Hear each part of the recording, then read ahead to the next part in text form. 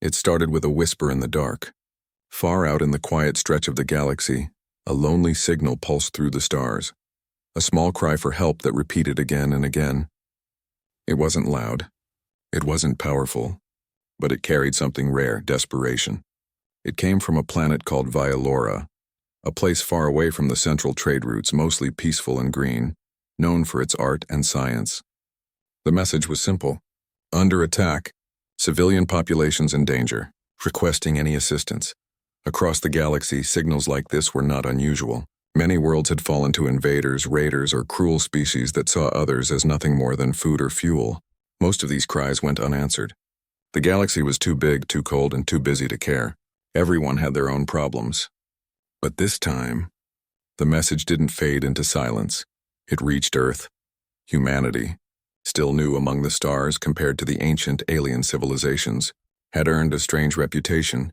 Deathworlders. That's what others called them. A name born out of both fear and respect. The word came from Earth's nature itself, a planet filled with danger, predators, diseases, extreme climates, and challenges that had shaped humans into something unique. Where most life forms would hide, humans adapted. Where others surrendered, humans built tools, weapons, and hope. When the signal reached the Terran Fleet Command, it was late evening over the Pacific. The officers listened to the faint audio, the trembling voice asking for help as static cracked between words. No one in the room said much, but the silence carried weight. Everyone knew what it meant. Somewhere out there, people, not human but people nonetheless, were dying. The decision came fast. Orders were issued. Fleet movements were authorized. The United Terran Fleet, still recovering from their last long mission, began preparing again. Crews rushed through the hangars. Engineers checked engines and loaded supplies. Medics packed field kits, emergency shelters, and food units. Soldiers stood in briefing halls, listening as holographic maps displayed the coordinates of Vialora, deep in Creel-controlled space. The Creel were not new to humanity's ears.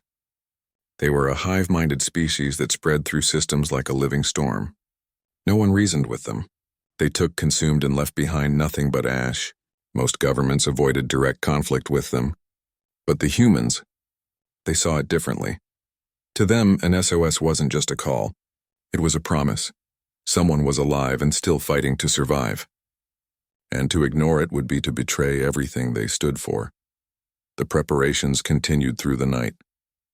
On every channel, the message repeated. Under attack, civilian populations in danger. It echoed in the minds of everyone who heard it. On Earth, families watched news updates with anxious eyes. They knew their sons, daughters, and friends were going out again. No one asked why. The question had already been answered centuries ago when humanity decided what kind of species it wanted to be. One that didn't turn away from a cry for help. In orbit, the massive Terran fleet began to form. Dozens of ships aligned in silence, their metallic surfaces reflecting Earth's blue light. The Resolute, Horizon, Guardian, and many others, each one a symbol of human determination. They weren't built for conquest. They were built for protection, for rescue, and for survival. As the fleet's final checks completed, the commander stood before the observation window. Earth hung below, small and beautiful. He didn't give a speech full of pride or threats. He simply said, "They called for help. That's all we need to know." And with that, the engines ignited. The jump into hyperspace tore the quiet apart. Light stretched. Stars became streaks. And within moments, Earth was gone behind them. The journey would take several days through unstable regions of space. Every hour mattered. Every delay meant more lives lost. But no one complained. No one hesitated. Inside the ships, the atmosphere was heavy but focused. Soldiers trained in corridors, running combat drills and checking gear. Medics practiced quick response scenarios, preparing for burns, wounds, and radiation injuries. Engineers worked with tired eyes, adjusting power cores and shield systems. Everyone knew the risks. The Creel were powerful and the Valoran system was deep inside hostile space. But still, the humans pressed on. One of the communications officers replayed the SOS again and again. The voice sounded weak, trembling. We can't hold them off much longer. Anyone out there, please." Each time it played, silence followed. Some of the crew whispered to each other, wondering what Vialora might look like if anyone would still be alive when they arrived. Others just stared out the windows watching the endless stars pass by. Outside, space stretched on forever. The hum of the engines was constant, like a heartbeat that reminded them they were moving closer to something that mattered. Humanity had seen war before, brutal, endless wars but this was different. They weren't fighting for territory or resources. They were fighting for strangers who had no reason to expect help. Meanwhile, across the galaxy, the distress signal reached other species too. Some heard it, logged it, and moved on. Too far, they said. Too dangerous. Others debated in their councils, arguing whether it was worth getting involved. But before any of them made a decision, reports started spreading. The Deathworlders are moving. The news traveled fast. Humans were mobilizing a full fleet toward a Creel-occupied system. To most, that sounded like madness. To some, it sounded like hope. Back on Earth, the sky was quiet again. Families watched the night, knowing their loved ones were somewhere out there racing toward a battle that might never return them. But that's the thing about humanity. Even when the odds are impossible, they still go. Inside the Resolute, the fleet's lead ship, the crew gathered in the command hall as their destination grew closer. The AI navigation officer displayed readings, faint energy signatures, large-scale destruction patterns. The planet is still under siege, the AI reported calmly. Multiple hostile fleets detected, no one flinched. The commander gave a small nod. Then we're not too late. The fleet dropped out of hyperspace just outside the Valoran system. Alarms blinked softly as screens lit up with real-time visuals. The scene before them was haunting. A once bright planet covered in smoke and fire. The orbital sky was filled with debris. Civilian ships burned as the Creel swarm surrounded the world like a black fog. But humanity had seen worse. The commander took a deep breath and gave his first order. Broadcast open frequency. Let them know who we are. A signal cut through the chaos, clear and strong. This is the United Terran Fleet. We have received your distress call. We are here to assist in evacuation and defense. Do not lose hope. For a moment, even the Creel seemed to pause. The Valorans, hiding in bunkers and caves, heard the voice. Deep calm, human. Some cried. Others didn't believe it was real. Help had actually come. On board the fleet, soldiers prepared for combat drops. Pilots sealed their helmets. Engineers rerouted power to weapons and shields. Every heart beat faster. No one knew what would happen next, but they were ready. As the Creel ships began to turn toward them, sensors filled with red warnings. The enemy was massive, far more than any simulation had predicted. It didn't matter. The humans didn't come for easy victories. They came because someone asked for help. The commander watched the tactical display. The swarm was closing in. His voice stayed calm as he gave the final command before the first shot of the battle. Hold formation. Protect the planet. Let them see what it means when Deathworlders answer a call. Outside, the fleet's weapons began to power up, glowing like tiny suns against the endless night. And somewhere down on Vylora's burning surface, a child looked up at the sky and saw dozens of bright trails cutting through the atmosphere. Not meteors, not destruction, but hope descending from the heavens. For the first time in weeks, the people of Vylora realized they were not alone. Someone had come, and those who came were human. The command center on the Resolute was silent. The image of Vylora burned on the main screen, fires spreading across continents, energy spikes from bombardments, and desperate messages still flickering through static. It didn't feel like a mission anymore. It felt personal. Orders had already gone out. Every ship in the Terran fleet was on alert. Thousands of people moved in perfect coordination, their faces calm but eyes sharp. Engineers checked every system twice. Pilots ran simulations again and again, even though they already knew every maneuver by heart. Medics prepared bays for the wounded that hadn't even been rescued yet. Everyone knew what was waiting for them, and still, no one asked to turn back. The commander stood in the center of the deck, quietly watching as the fleet neared the combat zone. He didn't need to shout. Every person there already understood the mission better than words could describe. Humanity had always been stubborn about one thing. If someone needed help, they answered. Down in the hangar bays, soldiers checked their gear in silence. Some taped small photos inside their helmets, reminders of home. Others whispered small prayers before closing their visors. A few just stared at the wall, lost in thought. They were used to danger, but this was different. They were heading into a fight not for themselves, not for their planet, but for a species most of them had never seen before. In one corner of the hangar, 2 engineers worked on a damaged troop transport. One of them wiped grease from his hands and said softly, "You think they're still alive down there?" The other tightened a bolt, paused for a second and replied, "Doesn't matter. We'll find out when we get there. We just have to make sure this thing flies." That was the spirit across the fleet, quiet determination. No speeches, no promises. Just action. Above them, the fleet moved closer to Valora. The sensors showed thick enemy presence, Creel warships in the thousands. They were ugly, twisted things, built more like living nightmares than machines. They moved in erratic patterns, swarming around the planet like insects protecting a hive. Most would have turned back after seeing that. The Terran fleet didn't even slow down. Inside the control room, communication officers monitored incoming signals.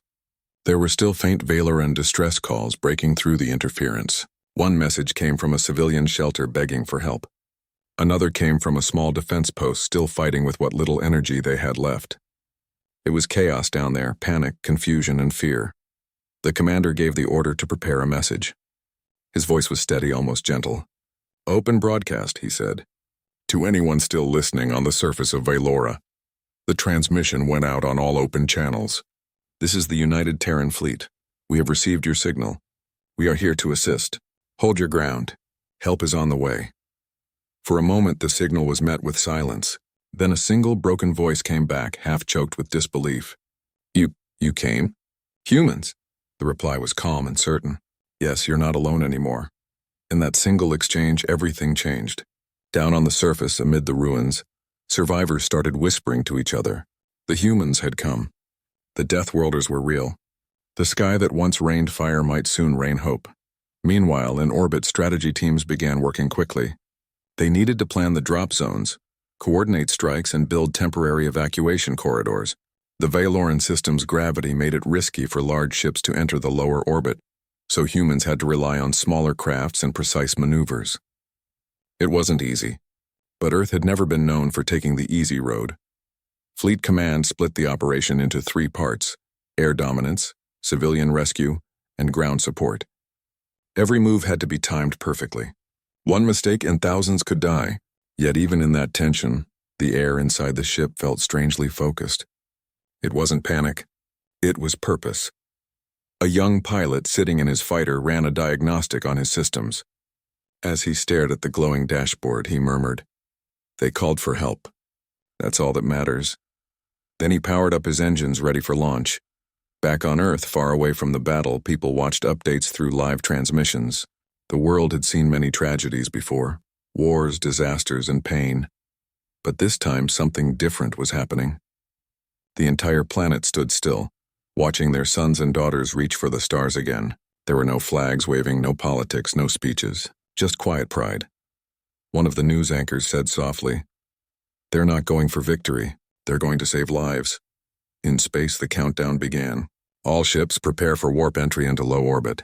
Engage defensive shields. Launch readiness at 90%. The voice echoed through every corridor. You could almost feel the pulse of the ship quicken. Lights dimmed to combat settings. The hum of engines deepened, like a heartbeat preparing for battle. On the bridge, the commander gave one final glance to the tactical screen. Every symbol, every marker represented a human life. He took a breath and said quietly, "Execute entry." The fleet moved as one.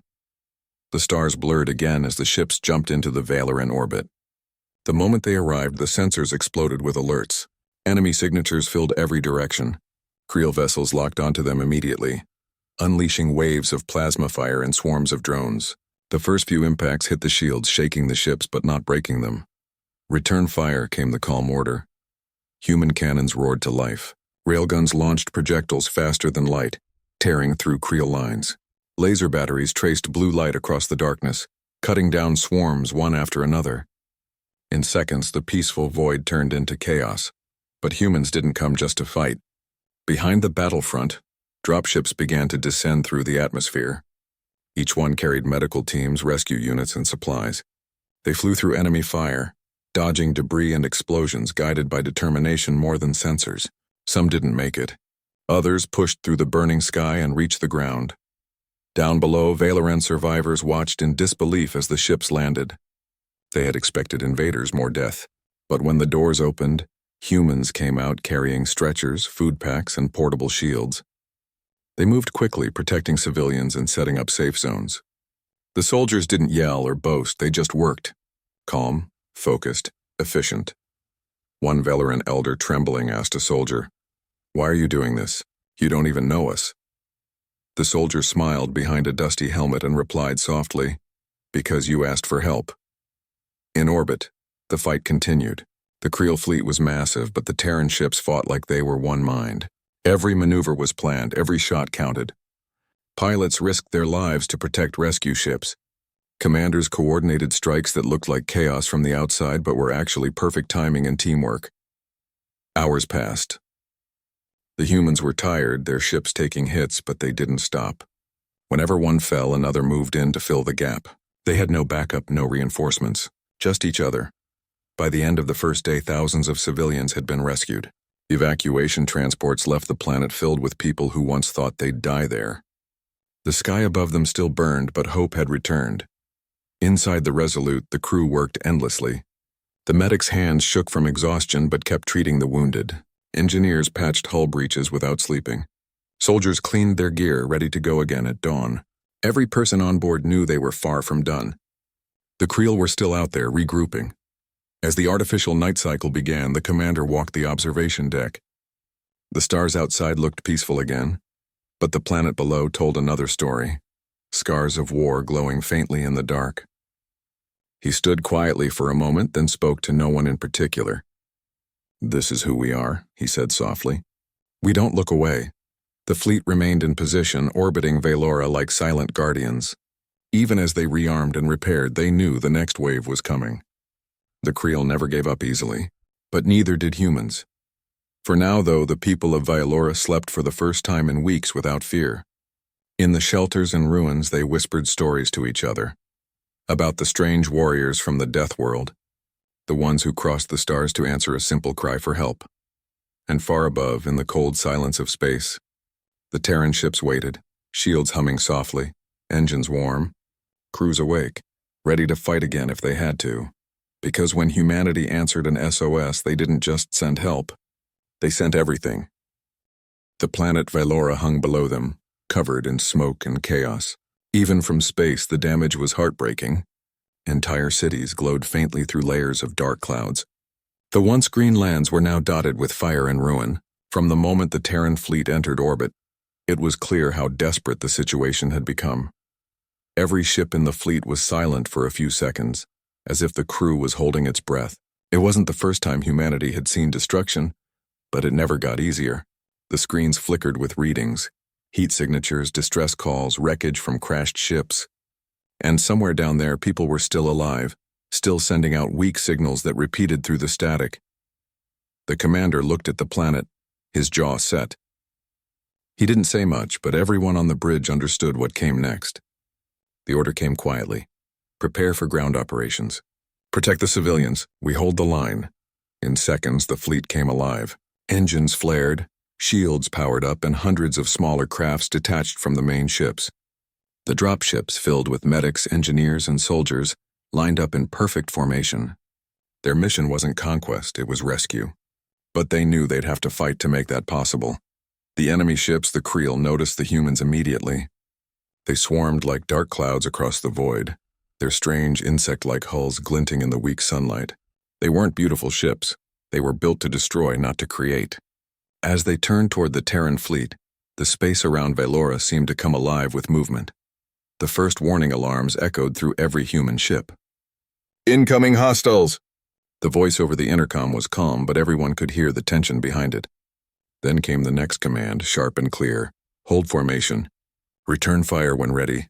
The silence that followed lasted only a second. Then the stars themselves seemed to erupt.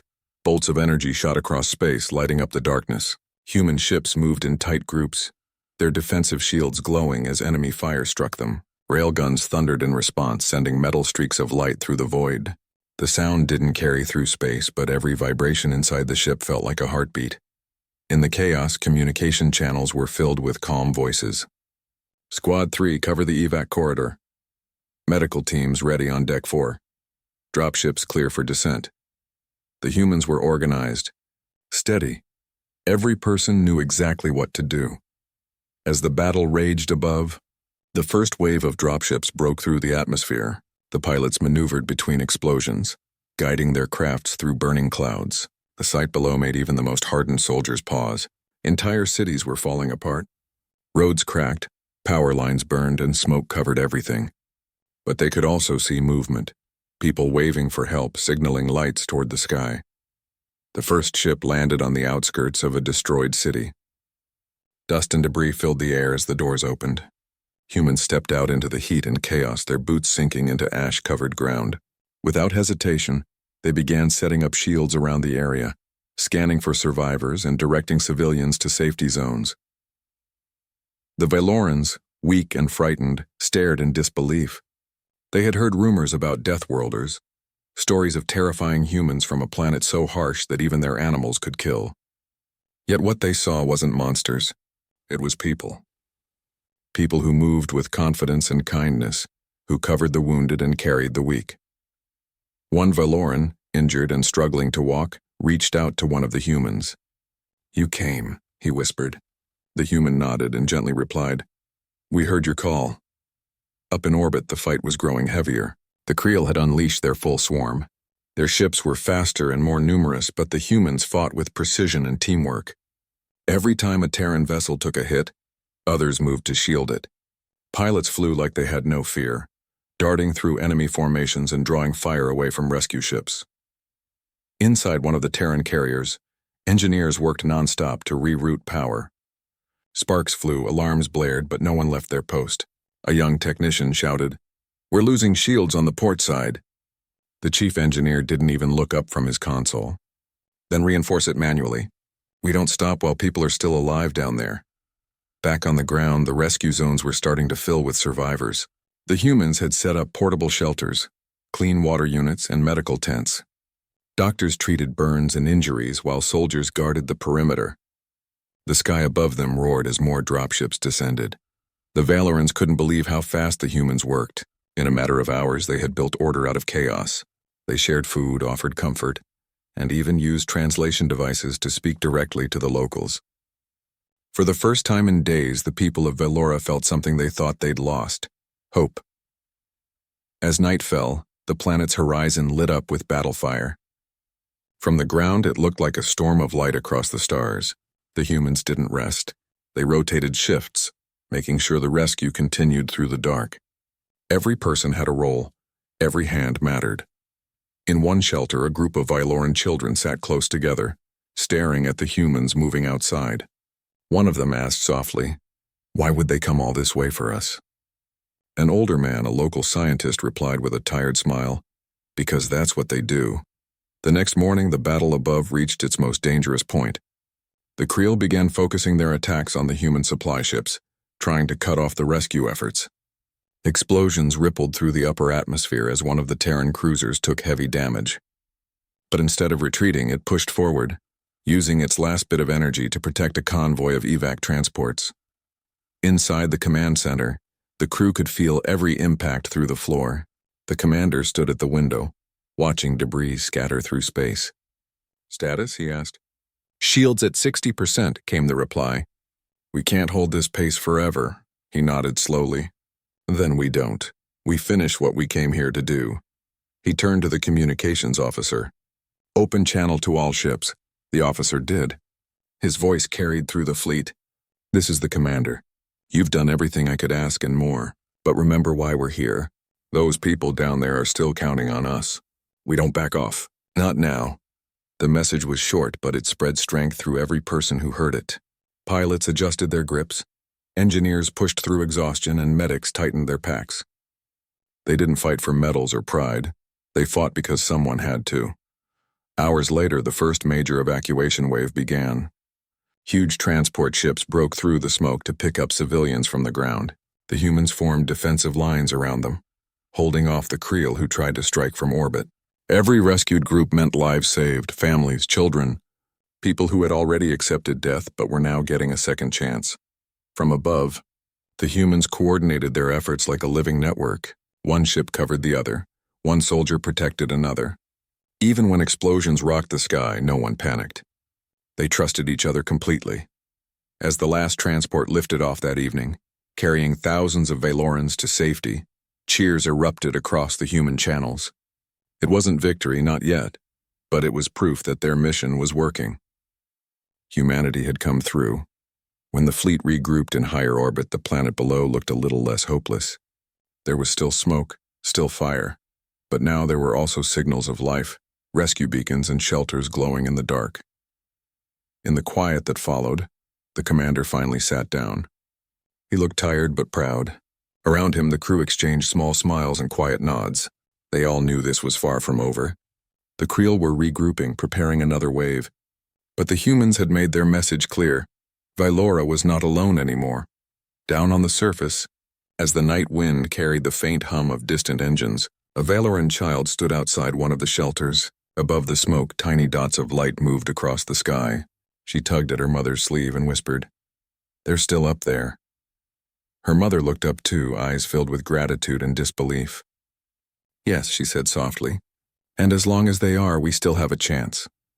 And far above, in the endless dark, the Terran ships stood like silent guardians, their lights flickering gently against the cold void. They didn't need thanks. They didn't need reward. They had answered the call, and they would stay until the job was done. The battle for Vylora reached a level no one had imagined. The sky above the planet looked like it was tearing apart. Trails of light streaked across the clouds as human ships and Creel warcraft clashed again and again. To anyone watching from the ground, it was like watching stars fall and burn. Inside the Terran fleet, there was no sound of fear, only voices giving calm, focused orders. Every person on board had one goal: protect the people below. The humans knew they were outnumbered, but that never mattered to them. They had come too far to turn back now. The main ship's control deck glowed with red and orange warning lights. Damage reports came in from every direction, but no one panicked. The engineers worked side by side, patching power lines, rerouting shields, and keeping the systems alive. It was chaos, but it was a kind of chaos they understood. Outside, smaller human fighters darted through the swarm of Creel ships like sparks in a storm. The pilots moved fast, thinking 3 steps ahead, talking to each other through clear, calm voices over the radio. They didn't have time to be afraid. The only thing that mattered was keeping the rescue ship safe. Down on Vylora's surface, the sound of battle echoed faintly in the distance. In the rescue zones, human and Valoran volunteers worked side by side to help more survivors reach the extraction points. Medics carried stretchers, soldiers directed crowds, and engineers repaired damaged shelters. In one of the temporary camps, a human rescue officer guided a group of frightened Valoran civilians toward an evacuation shuttle. The officer's uniform was torn and dusty, but their voice stayed calm. "Keep moving. You're safe now. We'll get you out." The Valorans obeyed, their eyes filled with disbelief. For the first time in weeks, someone was leading them away from danger instead of toward it. Up in orbit, the fleet's commander received updates from all units.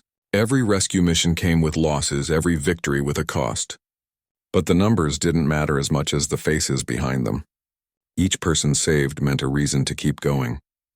The commander gave a quiet order to the fleet's communication officer. "Send message to all ships," he said. "Remind them what we're here for." Within moments, the message reached every vessel, every pilot, every crew member across the operation. The voice was steady and human. "This isn't about war. This is about people. Every life you save today matters. Hold your ground and remember why we came." Those words echoed through every corridor. Soldiers looked at each other and nodded silently. Pilots gripped their controls tighter. Medics redoubled their efforts. Across the fleet, the mood changed, not anger, not fear, but purpose. The Creel kept pushing. They came in waves, filling the scanners with red signals. But humanity didn't back down. They had learned through their own long history that courage wasn't about numbers. It was about standing your ground when it mattered. As the battle intensified, one of the Terran carriers took a direct hit. For a moment, the crew inside was thrown off their feet as lights flickered and alarms blared. But even in the middle of damage and smoke, no one left their post. Engineers shouted to each other. sealing bulkheads and keeping the ship flying. Within minutes, power was restored and the ship rejoined the formation. In another part of the orbit, a group of small human fighters flew low over the planet, protecting the evacuation corridor. They moved in perfect formation, covering each other's blind spots. Through the haze of fire and debris, they guided the transport ships carrying hundreds of rescued civilians. When one of the transports started losing power, the fighters stayed beside it until it reached safety, refusing to leave even as they came under heavy fire. The pilot's calm voice came through the radio. "You're not alone. Stay on course." It was a simple line, but it carried strength that gave everyone listening a reason to keep going. Back on the ground, the humans worked through exhaustion. Some hadn't slept in nearly 2 days. Still, they kept building, moving, and rescuing. They found survivors buried under ruins, brought them to safety, and shared food and water even when supplies were low. Every act, no matter how small, mattered. One Valoran leader watched the humans working side by side with his people. "They fight like fire," he whispered. Another survivor replied softly, "No, they fight like hope." The hours turned into days. The Terran fleet started adapting to the Creel's tactics. Humans learned fast, and once they understood their enemy's rhythm, they turned that knowledge into strength. The fleet began to push forward, not with overwhelming power, but with precise teamwork. Every ship in the fleet had a role. Some provided cover fire. Some protected the evacuation lanes. Others stayed near the planet's surface to coordinate ground operations. Every person trusted the one beside them completely. The Creel seemed endless, but slowly, piece by piece, the humans began to shift the balance. Their strategy wasn't about destruction. It was about survival and protection. They focused on keeping their defensive line intact, creating safe space for evacuation ships to move freely. Down below, the people of Valora noticed something they hadn't seen since the invasion began: the sound of silence between battles. The enemy attacks were slowing down. For the first time in weeks, they could look up at the sky and see more than just fire. They could see lights moving in formation, steady and strong, the humans holding the line. Inside the main Terran command ship, the commander watched the live feed of the planet's surface. Rescue zones were growing. Evacuation ships were leaving in steady groups. Hope was spreading faster than fear. The commander leaned on the console, tired but proud. "They're going to make it," he said quietly. The officer beside him smiled faintly. "Because we came." As the battle entered its final hours, the Creel began retreating. They had never expected the humans to resist this long. Their swarm started to scatter, their ships breaking formation. The Terran fleet didn't chase. They didn't fight for revenge. The mission was rescue, not conquest. When the last of the Creel vanished into the dark, the fleet held position. No one celebrated immediately. Everyone waited, watching the scanners, making sure it was really over. Then slowly relief began to fill the air. In the shelters below, people cheered. Some cried, others just stood in silence, unable to believe it was finally ending. Children ran out to see the sky clear again. The humans, covered in dust and exhaustion, smiled softly but didn't stop working. They still had people to move, wounds to treat, structures to repair. That night, Valora was quiet for the first time in weeks. The fires still burned, but the fear was gone. In the open sky, the human ships hovered like stars, guarding, protecting, watching. A small group of Valoran survivors gathered near the rescue camp, looking up. One of them said softly, "We thought no one would come. We thought the universe had forgotten us." Another replied, "Maybe it almost did, until they heard us." Up in orbit, the humans worked through the night to repair damaged ships. Some vessels were badly hit, others barely functional, but no one complained. They had done what they came for. In the quiet of the command deck, the commander looked at the planet one last time before resting. He knew the fight had been hard and many wouldn't make it home, but there was peace in knowing it had meant something. The galaxy had always called them Deathworlders, as if the name meant danger or fear. But tonight that name meant something else. It meant endurance, compassion, the kind of strength that comes not from power, but from humanity itself. As the fleet drifted in the soft glow of Valora's dawn, a transmission came from the surface, a simple message sent from one of the surviving shelters. To the humans above, "Thank you. You didn't just save us. You reminded us that kindness still exists." The reply came from the Terran fleet almost immediately. "You called for help. That's all we needed to hear." The message spread through the comms, quiet but powerful. People smiled even through fatigue. Some cried silently at their stations. It wasn't victory that filled them. It was something deeper. And as the planet below began to heal, one truth echoed through the stars. When humanity answers a cry for help, they don't come with hesitation. They come with heart, courage, and the unbreakable promise that no one is ever truly alone. That was what it meant to be human among the stars. The war was over, at least for now. The Creel had vanished into the darkness of space, leaving behind wreckage and silence. For the first time in weeks, Velora could breathe again. The sky was calm, the ground was still, and the people, those who had survived, looked up at the stars with a feeling they hadn't known in a long time. Peace. But even though the battle had ended, the work had just begun. The humans didn't leave after the victory. They stayed. Every ship, every team, every crew member remained to help rebuild what had been lost. That's what made them different. In the days following the fight, the Terran fleet lowered hundreds of aid shuttles to the surface. Each one carried food, medicine, and tools to rebuild homes. Soldiers turned into builders. Pilots became carriers of supplies, and medics didn't rest until every wounded person, human or Veloran, was treated. The once broken city of Velora began to change. Streets that had been covered in ashes were now filled with people clearing debris together. Humans worked side by side with the locals, speaking through gestures and broken translations. But their meaning was clear. They were rebuilding, together. One evening, near the edge of the main camp, a group of Veloran children gathered around a human engineer who was fixing a broken water purifier. The engineer smiled softly and handed them a small light device that glowed when pressed. The children's faces lit up, not because of the gadget, but because someone cared enough to make their world a little brighter. Across the planet, small scenes like that kept happening. A Terran pilot teaching a Veloran farmer how to operate a solar generator. A medic sitting quietly beside an elder, listening to stories of what the planet used to be before the war. It wasn't just about rebuilding structures, it was about rebuilding hearts. Meanwhile, in orbit, the rest of the Terran fleet prepared for something bigger. The humans had sent word across the galaxy to every system within range, sharing what had happened on Velora. The message wasn't about victory or power. It was a call, a reminder, that help still existed out there. The message traveled far, reaching dozens of species who had once thought humans were only dangerous, unpredictable beings from a death world. Now they were seeing something different. They saw people who risked everything not for gain but for others. Soon other allied species began sending aid as well. Small convoys arrived from nearby worlds inspired by the humans' actions. They brought supplies, tools, and volunteers. The Terrans welcomed them with open arms. No pride or arrogance, just gratitude. On the ground, the difference was visible. Camps turned into villages. Shelters turned into homes. The gray, broken land began to show green again.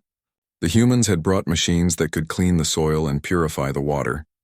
In only a few weeks, crops began to grow where nothing had survived before.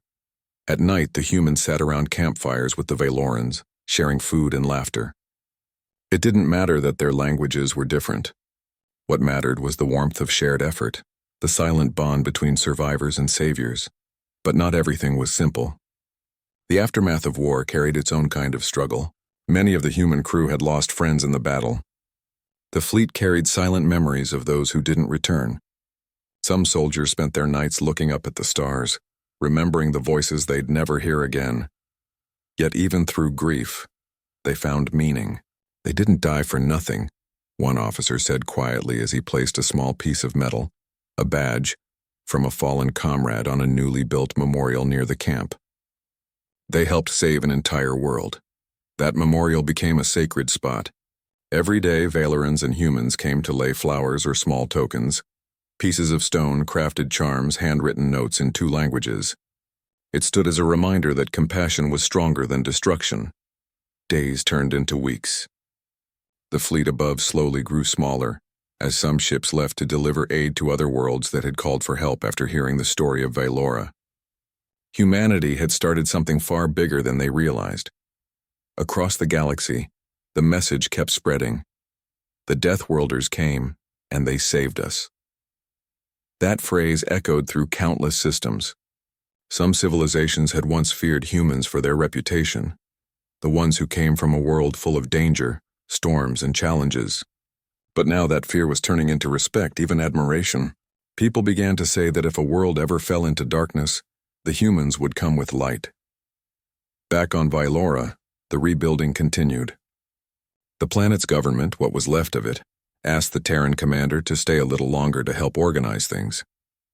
The commander agreed. "We don't leave halfway," he said simply.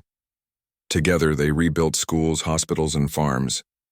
Within a month, the first Vyloran children returned to their classrooms. They learned not just from their teachers, but also from human volunteers who shared lessons in science, medicine, and history.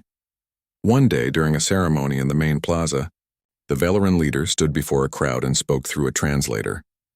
"When we sent our SOS," he said, "we thought no one would come. But then the Deathworlders arrived, not as destroyers but as protectors. They didn't just fight for us. They helped us stand again. The humans in the crowd didn't cheer or clap. They simply smiled, humbled. For them, this wasn't about recognition. It was about doing what was right." That speech was broadcast across the galaxy. Millions watched it from distant stations and colonies. In those words, the image of humanity began to change. The galaxy started to see them not as monsters from a deadly planet, but as people with unbreakable will and a deep heart. In the following weeks, the Terran commander received countless transmissions, calls for help, messages of gratitude, offers of friendship. The humans didn't reject any of them. They started coordinating with other worlds to form what would later be known as the Alliance of Aid. It wasn't a military alliance. It was a promise, a union of species that would respond whenever a world was in danger, whenever a cry for help went unheard. And it all started because one small planet, Vylora, had called out for aid and humanity had answered. Back at the camp, life began to feel normal again. Children played in open fields. Farmers harvested crops from new soil. People sang songs again. The air was lighter, filled with laughter instead of fear. One evening, as the sun set behind the rebuilt skyline, a small group of human workers sat by a lake they had helped clean. The water shimmered under the fading light, reflecting the stars above. One of them spoke quietly. "It's strange, isn't it? We came here because of an SOS signal. We thought we were just saving lives. But maybe this place saved something in us too." The others nodded. They understood. In helping another world heal, humanity had reminded itself what it meant to care, to unite, to fight not for power, but for life. That night, the Terran fleet prepared to leave orbit. The planet was stable again. The people could stand on their own. It was time to move on, to answer other calls. As the ships began to lift, the entire Vyloran city gathered to watch. Thousands of lights flickered in the night as people waved farewell to the humans who had become their protectors, their friends, their hope. The commander's voice came through the comms. "Broadcast to the surface one last time. You are not alone. If you ever call again, we will come." The Vyloran leader looked up at the glowing ships and whispered, "And we will always remember." The fleet rose higher until it disappeared into the stars, leaving behind trails of light that looked like a promise written across the sky. For a long time, no one moved. They just stood there, watching the stars and thinking about what had happened. The universe had changed. The Deathworlders had proven that humanity's greatest strength wasn't its power. It was its heart. From that day forward, the name Deathworlders carried a new meaning. It no longer stood for fear or danger. It meant something far deeper. It meant protectors. It meant courage. It meant people who never ignored a call for help, no matter how far away it came from. And somewhere, deep in the endless night of space, the humans listened again for the next signal, the next cry, the next chance to do what they always did best, show up when it mattered most. The stars were quiet again. The Terran fleet had left Vylora's orbit weeks ago, but the traces of their presence remained, stronger than any monument or machine. The planet, once broken by fear and fire, was now alive with light. Crops grew again. Cities hummed with rebuilding sounds. The air carried laughter instead of cries. And above all, there was hope. People still looked to the sky every night.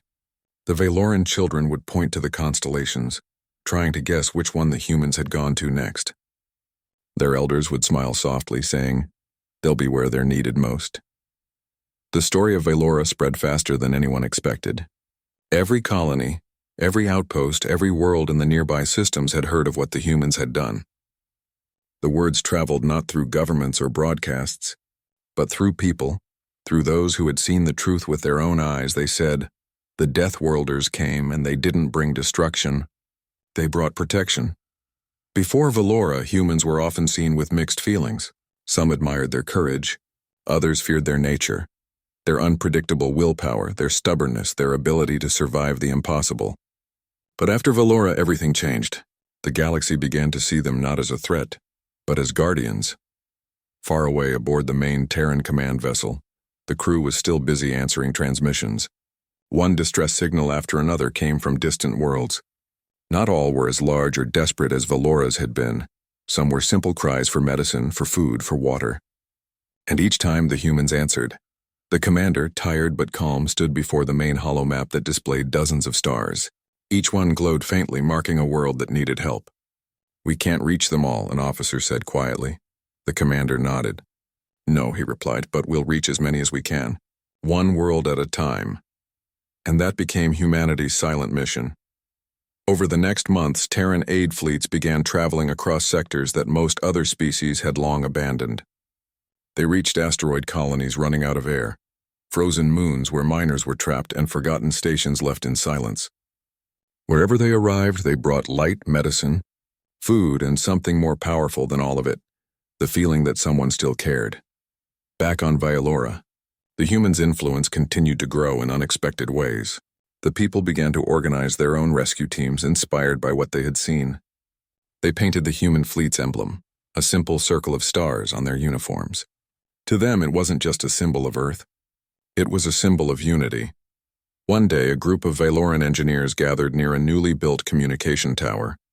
They worked for hours setting up a long-range signal network that could reach other nearby systems. When the first test transmission succeeded, they didn't cheer for technology. They cheered because it meant they could now do what the humans had done: listen for help and respond. The humans had taught them something simple but powerful. You don't need to be strong to make a difference. You just need to care enough to act. Meanwhile, deep in space, the Terran fleet continued its quiet work. They didn't move in pride or glory. They didn't demand thanks. Most of their actions never made it to the news channels or official reports. They just kept helping, planet by planet, station by station. One evening aboard one of the ships, a young crew member looked out the observation window. The stars stretched endlessly, thousands of them glowing like small fires. "Do you ever think we'll stop?" they asked softly. The commander, standing beside them, shook his head. Not while someone's still calling. The fleet had become more than an army. It was now a lifeline, an unstoppable force of compassion moving through the darkness. Wherever there was fear, they brought safety. Wherever there was silence, they brought voices. And slowly, other species began to follow their example. The message from Valora had started a movement that reached beyond human influence. Ships from different worlds began to paint a small blue circle near their insignia, a quiet tribute to the humans who had led the way. Together, they formed a loose network known across the stars as the Response. It wasn't an official alliance or a government project. It was simply beings, human and alien alike, who had decided that the universe would never again ignore a cry for help. Back on Earth, far from the battlefields and distant worlds, the people finally began hearing what their fleet had done. Messages from rescued worlds flooded in. Videos, letters, recordings, all filled with gratitude. Children on Earth watched them in classrooms, learning about the day when their kind answered an SOS that changed everything. And in those messages, one phrase was repeated again and again: "The humans came." It wasn't said with fear anymore. It was said with warmth, with admiration. It meant something entirely new. One of the most famous transmissions came from Valora itself. In it, a Valoran elder spoke directly to the camera, their voice steady and calm. "When we were surrounded by darkness, we thought the universe had turned its back on us. Then we saw your ships. We saw your courage. You fought not for power, but for life. You showed us that being from a harsh world doesn't make one cruel. It makes one capable of love that endures anything. You have given us more than safety. You have given us faith in the stars again. The message spread like wildfire. People across the galaxy shared it, repeating its words in dozens of languages. It was the moment the image of humanity truly changed forever. Months later, the Terran fleet returned briefly to Valora, not for war, but for a celebration. The planet had recovered faster than anyone expected. Where ruins once stood, new cities glowed under the twin moons. The humans didn't come as heroes. They came as guests. When the first ship landed, the people of Valora lined the roads to greet them. No words were needed. The looks on their faces said everything. The gratitude, the bond, the shared memory of what they had survived together. During the ceremony, the Valoran leader presented the Terran commander with a small sculpture, a piece of their world forged from the same metal that once made up the wreckage of their fallen cities. It was shaped like two hands reaching for each other. For the ones who reached back, the leader said softly. The commander accepted it quietly, placing a hand over his heart. "We only did what anyone should do," he said. "You called for help." We answered. The crowd erupted into applause, not loud or chaotic, but warm, genuine, full of life. It was a moment that no one present would ever forget. Later that night, the humans stood on a hill overlooking the glowing city. The wind carried the faint sounds of laughter and music from below. "They don't need us anymore," one of them said. The commander smiled faintly. "That's the best part." As dawn rose over Valora, the Terran ships prepared to leave again. Engines hummed softly as the fleet ascended into the sky.